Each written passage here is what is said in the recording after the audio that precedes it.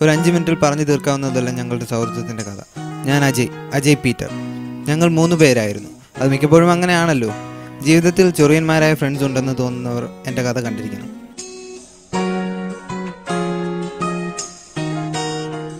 Professional കോളേജിൻ്റെ പഠിക്കൽ ഓർത്തുവെക്കാൻ കഴിയാത്ത നിമിഷങ്ങളിൽ തുടങ്ങിയതായിരുന്നു ഞങ്ങളുടെ ഫ്രണ്ട്ഷിപ്പ്. വളരെ ആകസ്മികമായ ആ കണ്ടുമുട്ടലിലൂടെയാണ് ടിനുവും അശ്വിനും ഫ്രണ്ട്സായി എൻ്റെ ജീവിതത്തിലേക്ക് കടന്നു വരുന്നത്. പടികളധികം പിന്നിടും മുമ്പ് തന്നെ ലോകത്തിലെ ഏറ്റവും ക്രൂരന്മാരായ ഫ്രണ്ട്സ് എൻ്റേതാണെന്ന് എനിക്ക് തോന്നി. ഒരുമിച്ച് കാട്ടിയ തമാശകളിൽ പലതും ഞാൻ ഒറ്റയ്ക്ക് പിടിക്കപ്പെടുന്നത് കണ്ട് അവർ മാറി നിന്ന് ചിരിക്കുമ്പോൾ ഇതാണോ ഫ്രണ്ട്ഷിപ്പ് എന്നെനിക്ക് തോന്നിയിരുന്നു. സൗഹൃദത്തിൻ്റെ പേരിൽ അവർ സമ്മാനിച്ച നിമിഷങ്ങൾ മറക്കാനാവില്ല. പക്ഷേ എൻ്റെ പഴഞ്ചൻ മനസ്സിനെ അതിലെല്ലാം സൗഹൃദത്തിൻ്റെ സന്തോഷങ്ങൾക്കും അപ്പുറം ഒറ്റപ്പെടലിൻ്റെ വേദനയെ അനുഭവിക്കാൻ കഴിഞ്ഞിട്ടുള്ളൂ. ഇടുങ്ങിയ വഴികളിലൂടെ വന്ന എനിക്ക് അവരുടെ ചെറിയ തമാശകൾ പോലും അസഹനീയമായി തോന്നി. ഒളിച്ചെഴുതുന്ന കവിതകളും എൻ്റെ പൊട്ടക്കണ്ണടയും എടുത്ത് ഓടുന്നതായിരുന്നു അവരുടെ പതിവ് ഹോബി. ആകസ്മികമായി തുടങ്ങിയ ഈ ഫ്രണ്ട്ഷിപ്പിന് എന്തർത്ഥമാണുള്ളതെന്ന് ഞാൻ ചിന്തിച്ചു തുടങ്ങിയിരുന്നു. പ്രശ്നങ്ങൾ പറഞ്ഞാൽ മനസ്സിലാക്കാൻ കഴിയുന്ന ഫ്രണ്ട്സ് പോലും ഇല്ലാത്ത പരാജിതനാണ് ഞാനെന്ന് പോലും എനിക്ക് തോന്നി. കവിതകളായിരുന്നു എൻ്റെ ലോകം. കവിതകളിലൂടെ ലോകം എന്നെ അറിയണമെന്ന് ആഗ്രഹിച്ചിട്ടും അത് തിരിച്ചറിയാൻ പോലും ഇവിടെ ആരുമില്ലെന്ന് മനസ്സിലായപ്പോൾ ഞാൻ ആരോടും പറയാതെ കോളേജ് പടികൾ ഇറങ്ങാൻ തീരുമാനിച്ചു.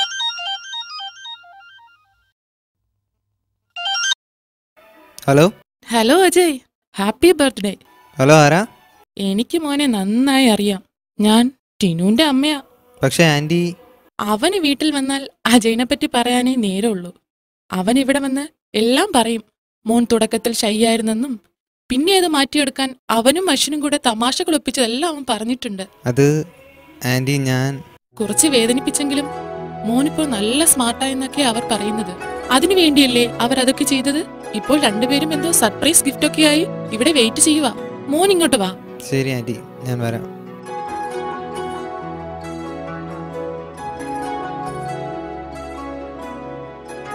വൈകിയുണ്ടാവുന്ന തിരിച്ചറിവുകൾ ചിലപ്പോൾ കണ്ണുകളെ നനയ്ക്കും. ഞാൻ തിരിച്ചറിഞ്ഞിരിക്കുന്നു അവരിലൂടെ എനിക്കുണ്ടായ മാറ്റം. അതെ, ഞാൻ പരിഹാസങ്ങളെ അതിജീവിക്കാൻ പഠിച്ചു. എനിക്ക് പുതിയൊരു വ്യക്തിത്വം സമ്മാനിച്ച അവരുടെ അടുത്തേക്ക് ഞാൻ പോകുകയാണ്. കണ്ണിൽ നനവും മനസ്സിൽ ചിരിയും സൂക്ഷിച്ച്. അവർ കാത്തുവച്ച ഗിഫ്റ്റ് തേടിയല്ല, മനസ്സിൽ സൂക്ഷിച്ച സ്നേഹം തേടി. ഒരു ജീവന്റെ ആദ്യശ്വാസം അതവൻ്റെ മരണത്തിലേക്കുള്ള ആദ്യ ചവിട്ടുപടിയാണെന്ന് ആരോ പറഞ്ഞത് ഓർക്കുന്നു. ഈ നിർണായക വഴിത്തിരിവിൽ നിൽക്കുമ്പോൾ ഞാൻ മനസ്സിലാക്കുന്നു, ലോകമറിയാതെ നടന്ന എന്നെ മാറ്റിയെടുത്ത ജീവിതത്തിന് നിറമുണ്ടെന്ന് തെളിയിച്ച എൻ്റെ സ്വന്തം ഫ്രണ്ട്സ്. ഈ നിർണായക വഴിത്തിരിവ് അത് മറ്റൊന്നുമായിരുന്നില്ല, എൻ്റെ മരണമായിരുന്നു.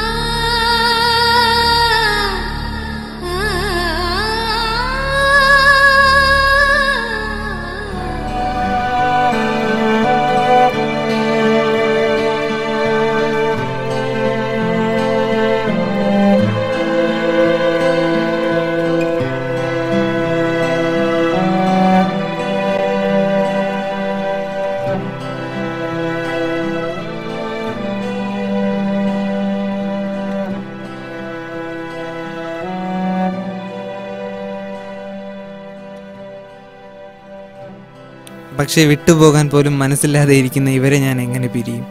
ഇവരില്ലാതെ ഞാൻ എവിടെ പോകാൻ? കാരണം മരിച്ചത് ഞാനല്ലേ, സൗഹൃദമല്ലല്ലോ.